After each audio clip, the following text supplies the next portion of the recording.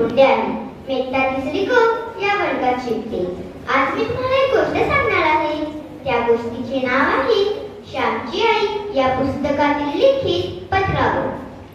कोकणात अजूनही बऱ्याच घरात पत्रावळीवर ठेवण्याची पद्धत आहे. त्यामुळे काही खर्च येत नाही आणि दुसरी गोष्ट म्हणजे भांडे घासण्याचा ताण वाचतो. पत्रावळी फेकल्या की गुरं खातात.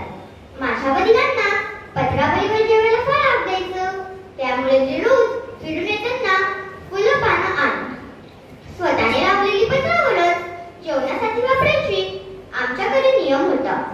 पण मला काही पत्रावळ लावता येत नसे. द्रोण तर मुळीच जमत नसे. एके दिवशी शेवटी आई रागावली व म्हणाली, श्याम आज तू पत्रावळ बनवायला शिक, नाहीतर तुला जेवायला मिळणार नाही. मीही त्यात होतो. बोललो, मला येत नाही, मी काही लावणार नाही.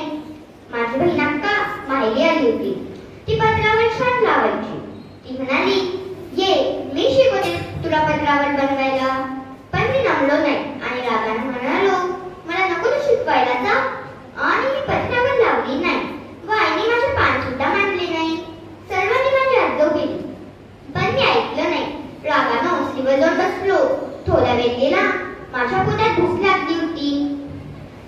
तेवढ्यात अक्का आली व म्हणाली, अरे उद्या मी सासरी गेले तर थोडीच येणार आहे तुला शिकवायला.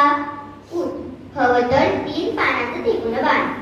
अक्काच्या शब्दाने मी बिलगडलो व 3 पानं घेऊन त्यांना एक सोय लावली. वादळासाठी मोठे पान सुद्धा घेतले. मग जेवायला मी रागाने भडभड जेवू लागलो होतो. तितक्यात ती सोय निघाली व मला घशात अडकली. टाकी अडकतात कशात, तरी म्हणे पत्रावळला.